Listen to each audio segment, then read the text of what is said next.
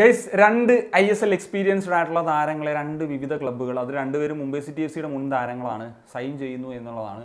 ആദ്യത്തേത് Greg Stuart ആണ്. Greg Stuart എന്ന് പറയുമ്പോൾ ISL തന്നെ ഒരു നല്ല പ്രൊഫൈൽ ഉണ്ടാക്കിയെടുത്തിട്ടുള്ള ഒരു പ്ലെയർ ആണ് എന്നുള്ളത് നമുക്ക് നിസ്സംശയം പറയാം. നമുക്കറിയാം ജംഷഡ്പൂരിലൂടെ അദ്ദേഹം വന്നു, ആദ്യ വർഷം തന്നെ ഷീൽഡ് അടിച്ചു. മുംബൈ സിറ്റി FC വന്നു, സെയിം ഷീൽഡ് അടിച്ചു.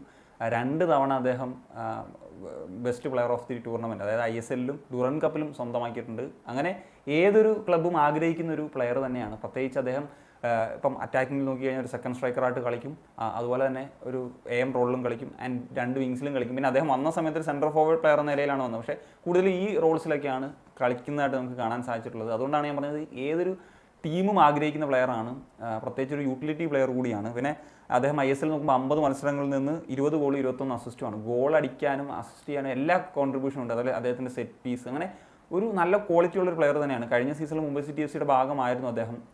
അന്ന് അത്ര ഒരു മികച്ച സ്റ്റാറ്റ് അല്ല അദ്ദേഹത്തിനെ സംബന്ധിച്ചിടത്തോളം, കാരണം 9 മത്സരങ്ങളിൽ 2 ഗോളും 3 അസിസ്റ്റുമാണ്. ഞാൻ പറയുന്നത് സ്റ്റുവർട്ടിനെ സംബന്ധിച്ചിടത്തോളം ഒരു മികച്ച സ്റ്റാറ്റ് ആയിരുന്നില്ല എന്നുള്ളതാണ്. പക്ഷേ മറ്റേത് പ്ലെയറിനെ നോക്കുമ്പോഴത്തേക്കും അത് ഡീസൻ്റ് ആയിട്ടുള്ള സ്റ്റാറ്റ് ആയിരുന്നു. പിന്നെ അദ്ദേഹം സ്കോട്ട്ലൻഡിലോട്ട് തന്നെ തിരിച്ചു പോയിരുന്നു ടോപ്പ് ടയറിൽ. പക്ഷേ അവിടെ അങ്ങനെ ഒരു അവസരം കിട്ടുക അല്ലെങ്കിൽ അങ്ങനെ ഒരു വലിയൊരു കളി കളിക്കുകയൊന്നും ചെയ്തിട്ടില്ല. എന്താണെങ്കിലും ഈ ഒരു താരത്തെ ഇന്ത്യയിലേക്ക് തിരിച്ചു കൊണ്ടുവരുന്നു. പക്ഷേ ഇത്തവണ മുംബൈ സിറ്റി FC അല്ല, മോഹൻ ബഗാനാണ് അദ്ദേഹത്തിൻ്റെ 3ാമത്തെ ISL ക്ലബ്ബായിട്ട് മാറുന്നു എന്നുള്ളതാണ്. പിന്നെ എനിക്ക് ഈ ഒരു സൈനിങ് നടന്നതോടുകൂടി ഒരു ഡൗട്ട് എന്തെന്ന് വെച്ച് കഴിഞ്ഞാൽ, ഇനിയിപ്പം ഈ ജെയ്മി മെക്ലാരൻ എന്ന് പറഞ്ഞിട്ടുള്ളൊരു കാര്യം ഇങ്ങനെ കേട്ടുകൊണ്ടേയിരിക്കുകയുള്ളൂ, അത് ഇനി സംഭവിക്കുമോ എന്നുള്ളതാണ്. കാരണം എന്ന് വെച്ച് കഴിഞ്ഞാൽ ഓൾറെഡി അവർക്ക് പെട്രോട്ടോസ് ഉണ്ട്, കമ്മിൻസ് ഉണ്ട്. സോ ഓൾറെഡി അവർ 2 സെൻട്രൽ ബാക്സിനെ സൈൻ ചെയ്ത് കഴിഞ്ഞു. ഇനി മിഡ്ഫീൽഡിൽ ഒരു പ്ലെയറെ സൈൻ ചെയ്യാനുള്ള സാധ്യതയുണ്ട്, ഐ മീൻ ഒരു ഹോൾഡിംഗ് മിഡ്ഫീൽഡ്. അപ്പം എന്തായിരിക്കും ഒരു സാധ്യത എന്നുള്ളത് ഉറപ്പായിട്ടും നമുക്കൊന്ന് നോക്കി കാണേണ്ടതാണ്. മറ്റൊരു പ്ലെയർ ജോർജ് ഡയാസ് പെരേര. ഇദ്ദേഹത്തെ പറ്റി പ്രത്യേകിച്ച് പറയേണ്ട, പ്രത്യേകിച്ച് ബ്ലാസ്റ്റേഴ്സ് ഫാൻസിനൊക്കെ വളരെ സുപരിചിതനായിട്ടുള്ളൊരു താരം തന്നെയാണ്. പറഞ്ഞാൽ KBFCയിലും മുംബൈ സിറ്റി FC-യിലുമാണ് കളിച്ചത്.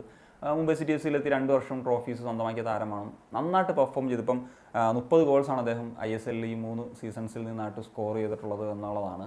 പിന്നെ അദ്ദേഹത്തിൻ്റെ ഒരു ഗോൾ സ്കോറിങ് എബിലിറ്റി എന്നതിനപ്പുറത്തേക്ക് അദ്ദേഹം ആ ഒരു കാണിക്കുന്ന കമ്മിറ്റ്മെൻറ്റും അല്ലെങ്കിൽ അദ്ദേഹം ആ ഒരു പ്രസ്സിങ്, ഇതൊക്കെയാണ് ഏറ്റവും ഏതൊരു ടീമും എന്താ പറയുക ഇങ്ങനത്തെ സ്ട്രൈക്കർ, കാരണം ആ ഒരു ലെവൽ ഓഫ് അഗ്രഷനിലാണ് അദ്ദേഹം കളിക്കുന്നത് എന്നുള്ളത് നമ്മൾ പലപ്പോഴും ഒക്കെ സംസാരിക്കുകയും ഡിസ്കസ് ചെയ്തെന്നുള്ളതാണ്. അതായത് BFCക്ക് പറ്റുന്നൊരു പ്ലെയർ തന്നെ ആയിരിക്കും എന്നുള്ളതാണ് എനിക്ക് തോന്നുന്നത്. അതുപോലെ തന്നെ ജിക്സൻ്റെ ഒരു കാര്യം KBFC തന്നെ ഒഫീഷ്യലി പുറത്ത് വിടുന്നുണ്ട്. പിന്നെ നമുക്ക് റിപ്പോർട്ട്സൊക്കെ സൂചിപ്പിക്കുന്ന പ്രകാരം ഒരു 3.2 CR ആണ് ട്രാൻസ്ഫർ ഫീ ഇനത്തിൽ ബ്ലാസ്റ്റേഴ്സിന് കിട്ടിയിട്ടുള്ളത്. അതൊരു ഹ്യൂജ് എമൗണ്ടാണ്. പ്രത്യേകിച്ച് ഒരു വർഷം മാത്രമാണ് കരാറ് അവശേഷിക്കുന്നത്. അപ്പോൾ ഈ ഒരു സാഹചര്യത്തിൽ KBFCക്ക് കിട്ടിയതൊരു വലിയ എമൗണ്ട് തന്നെയാണ്.